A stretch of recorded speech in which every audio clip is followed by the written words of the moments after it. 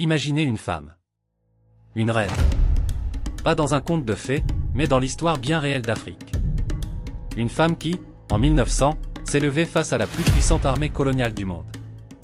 Une femme qui a dit, si les hommes sont trop effrayés pour se battre, alors je me battrai moi-même. Cette femme, c'est Yaa Asantewaa. Et aujourd'hui, tu vas découvrir son histoire. Une histoire de courage, de stratégie et de dignité. Une histoire qu'on devrait tous connaître. Une histoire qui prouve qu'une voix peut faire trembler un empire.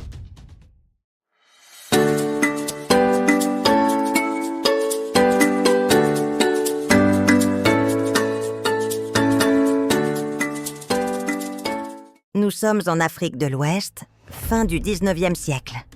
L'empire Ashanti, installé dans l'actuel Ghana, est une puissance militaire et culturelle qui résiste depuis des décennies à la présence européenne.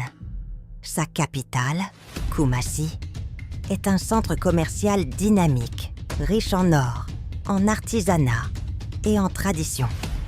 Les Britanniques, déjà présents sur la côte, veulent en finir avec cette résistance. Leur objectif, transformer tout le territoire en colonie britannique. En 1896, ils envahissent Kumasi, capturent le roi Prempeh Ier sans combat et l'envoient en exil aux Seychelles. Mais ce n'est pas tout.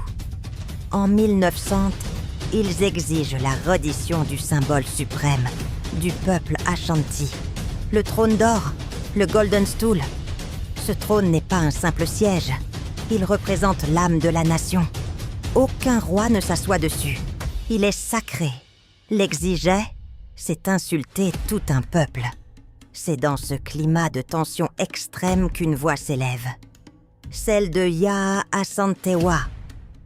Yaa Asantewaa naît vers 1840 dans le royaume d'Ejisu. Elle grandit dans un monde où les femmes jouent un rôle politique fort. Elles sont conseillères, médiatrices, éducatrices, mais rarement chefs de guerre. Reine-mère d'Ejisu, elle est aussi la gardienne des traditions et la voix du peuple dans le conseil royal. À la suite de l'exil du roi Prempeh, l'empire Ashanti est désorganisé. Les chefs se réunissent à Kumasi pour décider de la marche à suivre face à l'insolence des colons. Les hommes hésitent. Certains redoutent une guerre frontale avec l'armée britannique. C'est alors que Yaa Asantewaa se lève. Et ce qu'elle dit va marquer l'histoire. Si vous, les hommes d'Ashanti, ne partez pas au combat, alors nous, les femmes, nous irons. Nous nous battrons jusqu'à ce que le dernier d'entre nous tombe au combat. C'est un électrochoc.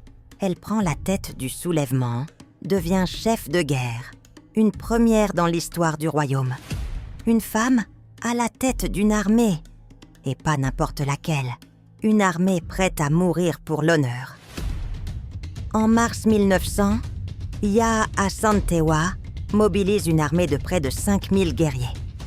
Elle organise un siège contre le fort britannique de Kumasi, où s'était réfugié le gouverneur et ses soldats. Pendant plusieurs semaines, les Ashanti encerclent le fort, bloquent les communications et coupent les ravitaillements. La reine-mère utilise des stratégies de guerre de terrain, des tactiques de harcèlement et compte sur la solidarité de plusieurs villages voisins. Chaque nuit, des tambours battent pour signaler les mouvements ennemis. Les femmes, sous sa direction, jouent un rôle crucial dans la logistique, le soin des blessés et parfois même au combat. Le siège dure 3 mois. Pris au piège, les Britanniques envoient des messages désespérés vers la côte pour demander du renfort. Finalement, une expédition militaire bien équipée arrive de la colonie du Cap et brise l'encerclement. Yaa Asantewaa et ses lieutenants continuent le combat dans la brousse, mais sont progressivement repoussés. En juillet 1900, elle est capturée. Comme le roi avant elle, elle est exilée aux Seychelles, où elle mourra 21 ans plus tard, en 1921. Mais son combat avait réveillé tout un continent. Yaa Asantewaa n'a peut-être pas gagné la guerre sur le champ de bataille, mais elle a marqué l'histoire de son peuple et semé une graine dans l'esprit des résistants africains. Aujourd'hui, elle est célébrée comme une héroïne nationale au Ghana.